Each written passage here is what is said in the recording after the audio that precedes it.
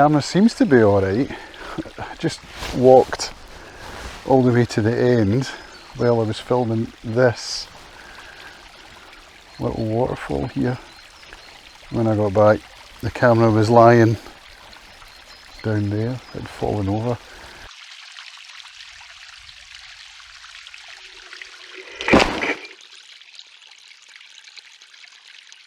Because it's sitting on that moss. I think I got away with it. Anyway, I read an amazing article this morning by somebody called Ted Gioia. I think that's how you say it, Gioia, I think, on Substack. He's a musician and loves jazz piano. He's also a really good writer, and he wrote an article about reading books and about why he reads books and how he's read books, and I was like, oh my god, because I wrote about this just last week in my morning pages about what is the point in reading loads of history, loads of politics, loads of Substacks, loads of articles, Russian stuff about the war, Ukraine and all that. What's the point if I'm not going to do anything with it? And as I was thinking about that, I came to the conclusion that, well, education, you know, polishing the mind, don't they say that? That's what education does. And it got me thinking about how useless school actually was. Anyway, the point is that all my reading that I'm doing right now is I'm basically following my curiosity. Started really following Stalin back when I was a young soldier, like age of 17.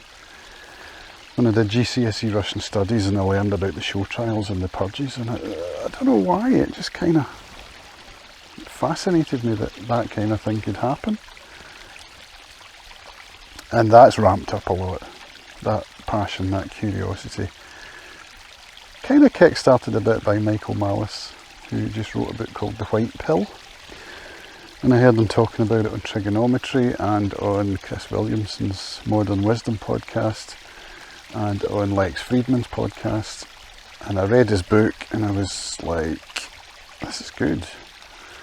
And I looked at the bibliography and I ended up buying, I don't know, maybe 10 books from World of Books.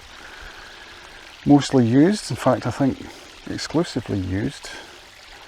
All these books about Stalin, Soviet Union, etc.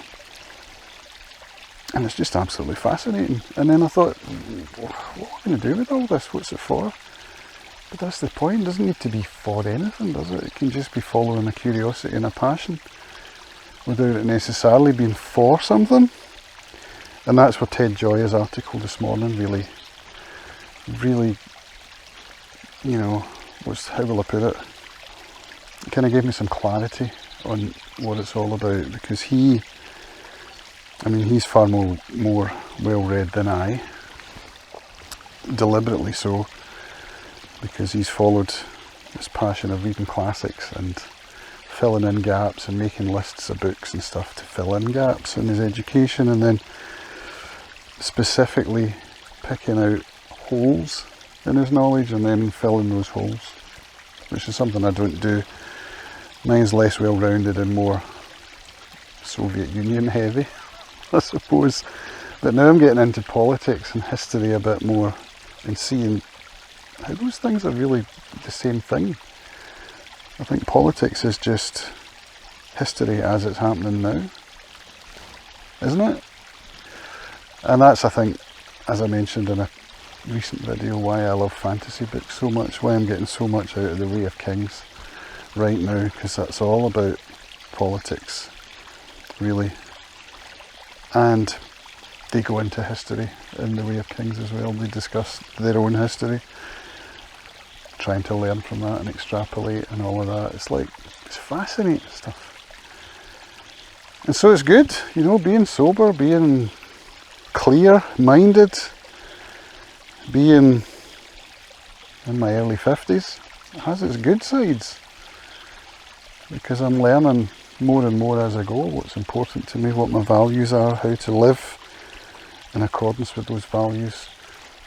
allowing myself to follow passions, which, you know, really comes down to the support I get from my wife, because if she weren't working all the hours that she does to support us as a family, I wouldn't have time to be following any passions really.